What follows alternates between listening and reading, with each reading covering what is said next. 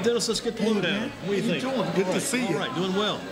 What's the lowdown on? You got a lot of action. You got a lot of people out tonight. Good job. Good job there. A lot of people came, Andy. I just want to, from the bottom of my heart, personally, thank you so much.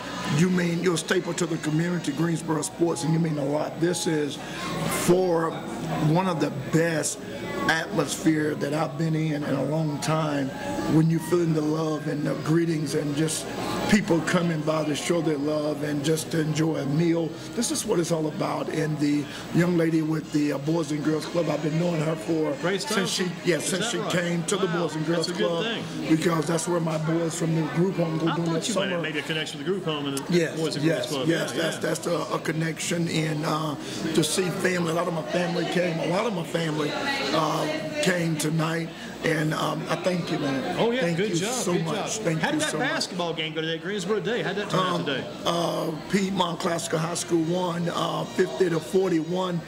Nathan had 8 rebounds, 11 points. Not bad. Did an outstanding job. Who did they play today? They played Greensboro Day? They played Greensboro Day. Yeah, they played the 9th grade team? Greensboro and they beat the 9th grade team? And they beat the 9th grade for the second time. Had to feel pretty good for Coach Carty to go back to his former school and come out victorious. And one of the things about Coach Carty, he still sit on the Greensboro Day sideline, right behind Freddie Johnson. You know, Coach Johnson keep the clock and keep everything going. Coach Johnson kept the clock. Yeah, how about that? You got the guy that's got close to 1,000 wins. He's keeping the clock. That's pretty good. And that's what and he gave me a lot of good accolades of praise about Nathan. He like Nathan inside moves and want Nathan to come out and work out over at Greensboro Day.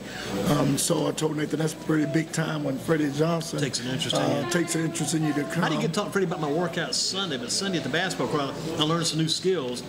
I'll have to share some with some of the coaches, but one of the things I learned, we got 3 goals at Jefferson, what's it called, Jefferson School. I want to call it Jefferson Forest, but Jefferson Forest is a school in Virginia I remember going to. But Jefferson School, we got 3 goals, and so you get to run around and use all 3 goals, plus you got 1 goal's got a nice net, other 2 goals, hardly no net at all, just a rim. And you learn to shoot on the rim. And if you take a kid out, just tell the kid, just shoot on the rim only, you wouldn't believe how it would improve his shot. Because you got no net to worry about coming through, just focus on that round rim, and that's it. That's a good idea. And you know, and the other thing about it is that I've got that the way I was taught was we used to shoot about 40 or 50 shots under the goal, and people don't realize after about 5 shots right under, you start missing them because you get you get tired. Because in the game, that's the hardest shot to make. You see pros missing that. If you don't hit that square, you know, you get to hit that square and to go in, because a big post player, if he just go up, and people say he missed that easy shot. Actually, the easiest shot for me is the free throw. The hardest shot is when somebody's on you underneath, because it alters your shot. But you're right, if you shoot without a net, and then you can concentrate on the goal other than the net. So that's a very good point. And the thing is interesting too, if you could get these kids in a little basketball teaching session, you'd rather they start right beside the bucket, left side, right side, before they move out. You start inside, hit about a ton of shots inside, gradually move your shot out a little bit further to the basket, keep working out that way. You're absolutely right. We used to have a little drill, as a basic drill, when you first start out that opening part of practice, that you know your dribbling skills and ball handling skills. You move by the basket, shoot on the left side, get the rest, shoot back and forth, left side, right side, back and forth for however time, maybe 2 minutes, 3 minutes to keep that rolling.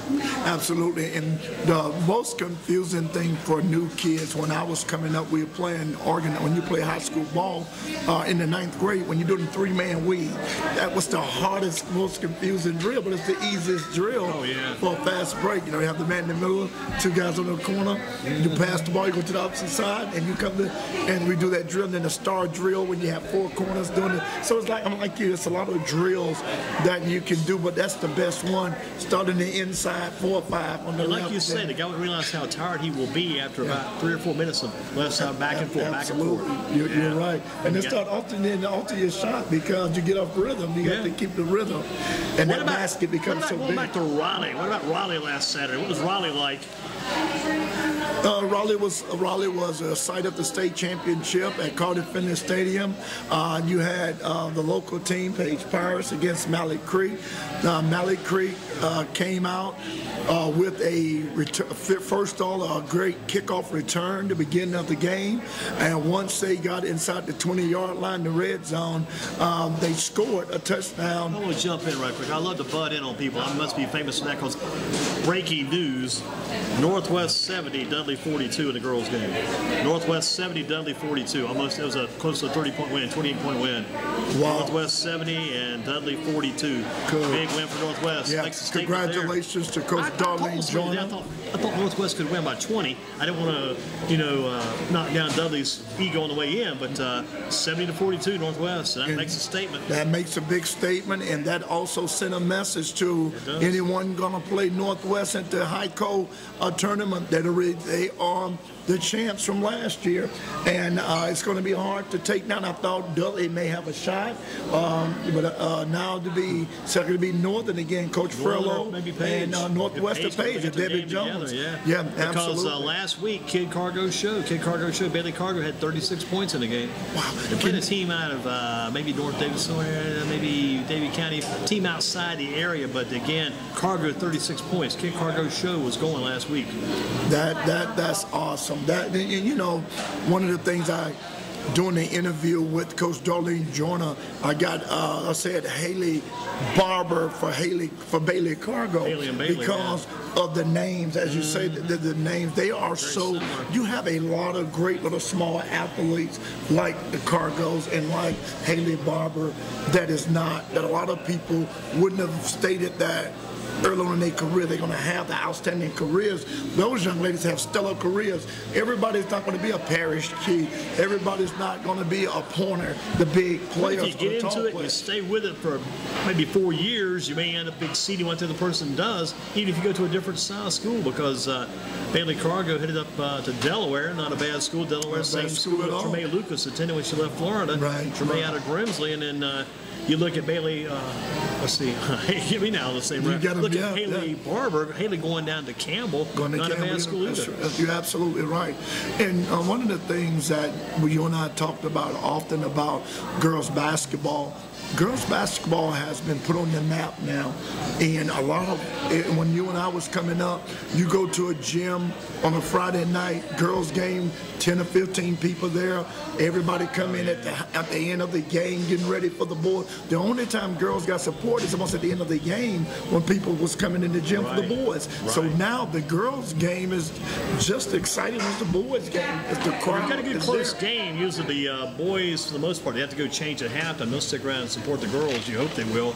And tomorrow night's game with Page and Southwest, you're going to have LaShonda Monk, who's been around for a few years now. Monk now, I think she's a junior now with Southwest. Junior, yeah. They're 6-2. I think Page is about 5-2, and Page has got Cargo, and Southwest has got Monk, and then the Southwest boys had the Langley brothers. All those guys going wild.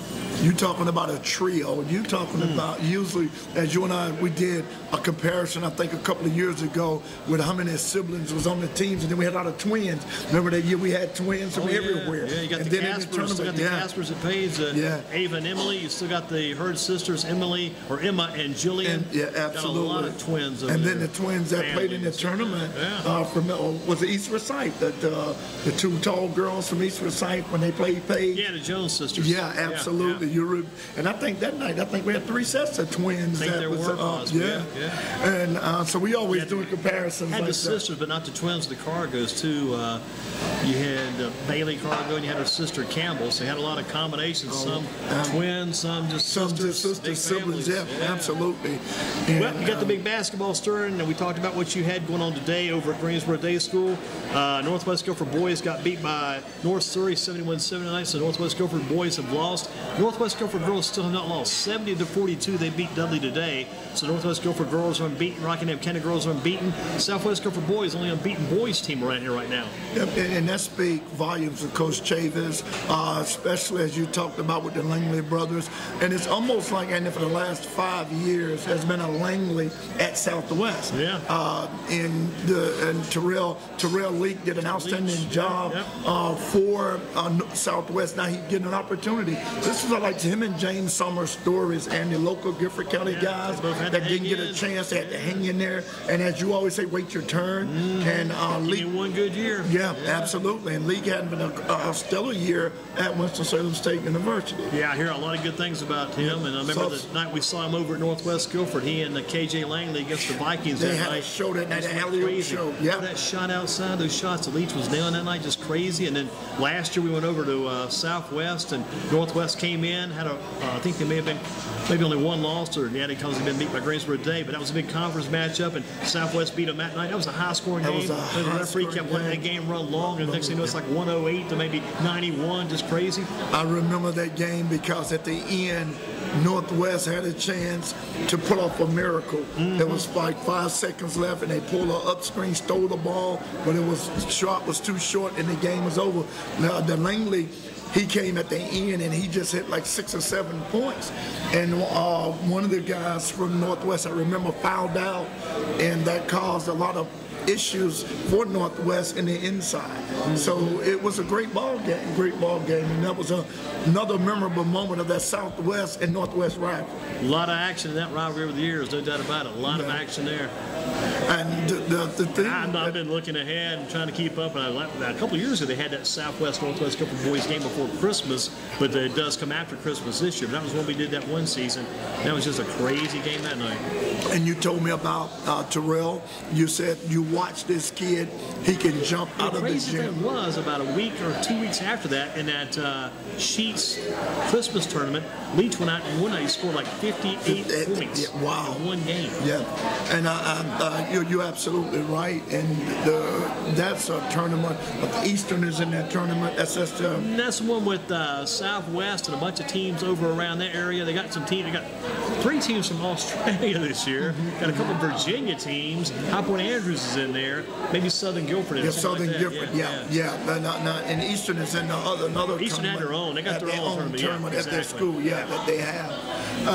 And when you look at these tournaments that's coming up, I had to talk with Lowe and as well as Dan Goley, Coach Johnson. Everybody is so excited about Greensboro at the Greensboro Coliseum, the HACO tournament. I look forward to it. Everybody set their vacations around. Oh, yeah. The HACO tournament. They take a family time to put in there. It's one of the largest community tournaments that I've seen, and I'm glad to be a part of it through Greensboro Sports. Yeah. That tournament, Andy, is sensational. You and I have an opportunity to interview a lot of the people behind the scenes. Yeah, people behind the scenes, a lot of coaches, a lot of kids. Yeah, absolutely. And that's Greensboro Sports at its best, because we go where no other sports team is going. We are right there in the midst of it, and we do the personal interviews. And a lot of people from that from the sports council doing the banquet, doing the selection day, walked up to me and said, I enjoyed the interview. We looking forward to it again. This year, They looking forward. So I got those names and those faces in the back of my head. So we'll be having those guys interviewing again. Interesting too. I probably should bring out something here now I haven't even used tonight. That's the HACO tournament printout that gave us back at the Coliseum. Kind of fun. We've had a lot of good conversation. Freddie Johnson and Chris Lowe and Dan Goley, and also Grace Thompson from the Boys and Girls Club. But the women's #1 seed Northwest, and they just knocked off Dudley tonight 70-42. So Northwest should be in good shape there. And women's #2 seed gets over the tournament there. Women's #2 is going to be the Page Pirates. Got to see what Page does tomorrow night. But all those teams, if you ask me, and nobody has, but I'm telling you, they got their hands full against Northwest. They got their hands full against that bunch. That bunch is deep. Yeah. They got a freshman guard, like Kayla King. People haven't even seen her yet. They've heard about Coach Kitley, Ralph Kitley's daughter, Elizabeth Kitley, is 6'4". I hadn't even seen this Kayla King. She's like the point guard that's backing up Haley Barber, and this King could be as good as anybody around. Yeah. Northwest, and that's what we talked about, Andy. Teams like Northwest is what we call loaded. Coach Darlene Joyner, outstanding coach, does an outstanding job it's a community within a community on the girls and girls basketball, girls sports, and you look at. The name skipped my mind right now. I think is Locum, the soccer player that just retired last night. The female soccer player that she won two gold medals. It's not Mia Hamm. No, not Mia Hamm. Okay. I get that name, and she has reinvented soccer for girls, and it was about 5,000 young girls showed up to wish her farewell because she brought them into the sport. And we can credit a lot of females, great basketball females at the WNBA that had brought a lot of young girls interesting. Now you can go to the next level. So that brought a lot of girls involved in girls basketball, and it have really blown out of proportion. Now they have girl camps. Yeah. You see more girls playing at the Y than you do the boys now. Yeah, I've seen a couple of games at Northwest in the past year or so, and like after the game, like Haley Barber and Tony Tucker and maybe some of the other girls be walking down, leaving out of the gym, little kids will come up, shake their hand, this kind of thing. That's kind of neat to see. And the thing that you and I predicted, and we seen it, a lot of girls in high school basketball are going to the private schools. Sure. With Darlene Joyner, Coach McNeil, they have been able to keep their kids in a safe net because of the program over Dudley. And Page is the same way. Yeah. You don't see Debbie Jones, and Coach Furlow. Those are 4 programs that you don't see kids leaving because they're bought into the system of the coach, and they get just as much notoriety as the girls out at Greensboro You sure Day. can. You sure can. It's going to be interesting, too, like you say, with Greensboro Day School's girls still playing pretty well, even losing Tamara Thorpe. And we saw Tamara in a couple of seasons, a couple of Pedro Tournaments, outstanding player. She carried that team by herself a few times. Yes, and then you had Ronaldo Rogers, who's now done at Winthrop University. You have a lot of great, as you said, and a lot of great names from those programs that girls doing outstanding. So you got day one. Let's do this. This is how we'll close with Dennis. We'll make you the main man close on these. Day one, you got Greensboro Day and the men versus Smith. How you like that? Greensboro Day. How about Northern men versus Ragsdale? Ragsdale's only lost 1 game. Northern's 4. Ragsdale's 5. I'm gonna give the edge to Ragsdale. Okay. How about Northwest men and Page? Northwest. Kind of a tough seed for Page at 7. Although they did have a lot of guys leave out, but they may be getting some guys back. Against Gore and Spicer. Woo. How about Dudley and Grimsley? I have to give that edge to the Panthers. Welcome back to the Panthers. Going day 2, you like Greensboro Day or Ragsdale? I have to go with the Bengals. What about Northwest and Dudley? I have to go with the Panthers coming back. Dudley's going to beat Northwest in the boys' game in the semifinals. So mark those down. Dudley will be playing Greensboro Day for the championship. And the reason why I said that, that'll set up history. When you look back at your second page, you will see the history of the tournament. The 2 winnings team to have the most wins is Dudley and Greensboro Day. Will it be an upset in the men's championship game? I don't think it'll be an upset. I think it'll be the same story. Freddie Johnson beat Dudley in a close game as he have done in the past 8 years before Dudley got out of the tournament. How about the girls' side quickly here? Northwest and Grimsley Day. Northwest. 1. Dudley and Greensboro Day. Greensboro Day. It's going to beat Dudley. Going to beat Dudley. Greensboro Day School girls beat Dudley. Greensboro Day girls will beat Dudley. Let me call Coach McNeil. I'll be not. But you got a 4 seed and a 5 seed. Okay. So Day School's going to upset Dudley. Day School. Okay. What about Page and Smith? I'm going with Page all the way. Yeah, I've seen Smith play, I think, twice already. They lost one of the big tall girls off the team, but the one girl's back to the McCulloch girl's back. They got 2 Jacksons, Symphony Jackson and DJ Jackson. Those 2 Jacksons on Smith are pretty good. Yeah, DJ Jackson real good. What about Northern and Ragsdale? I have to go with Coach Furlow. Yeah, Coach Furlow's got that big Canaan kid, and I could take that Canaan kid right now, and I could be her agent, and I guarantee I'll be making more money as her agent I'm making today. If I'm her agent, I'm getting a pay raise as soon as I get her signed. If you're her agent, I'm signing with you. Yeah, man, that kid can play. I mean, I feel like I've helped that kid just talking about her, so she owes me. She really do. You just put them great out kid. there. I love her free throw shooting. I take her free throw shooting any day of the week. 14 to 16 in the second half at Page that night. And you remember last year, Canaan, you told me to keep her free throws. Her free throws hit the bottom of the net and make the Yeah. And you can just hear the net. She had the smoothest road. And we talked about that, and I remember I asked her, and who you think have the best form out of girls and boys? Girls have the best form because they low to the ground and they bend those knees and they let the and ball. the soft hand. Yes, sir. Soft release, Absolutely. Soft release. So we go back on this girls a little further. Northwest and Greensboro Day in day 2. I have to go with Northwest. What about Page and a Northern day 2? Number 2 Page, number 3 Northern women. That's going to be a tough overtime ball game, and I'm going to stay neutral on that one. It's hard to pick because both of them have such a great. I'm just going to the limb, and I'll go with Page Pirates. Taking Page to knock off Northern, and it'll be Page Northwest again Page and again Northwest and again in the final. Who's going to win this one? Who's going to win? It'll be Northwest again. Northwest champion. So I bet you they're going to keep doing like they did last year. Last year they went to 28-0 before they lost to Myers Park. They're going to do the same thing like that this year, aren't they? That'd be a tough way for the seniors to go out. Like I say, I checked that score that they beat Dudley again. Final of the night was 70-42. They beat a team like that. That's amazing. 70-42.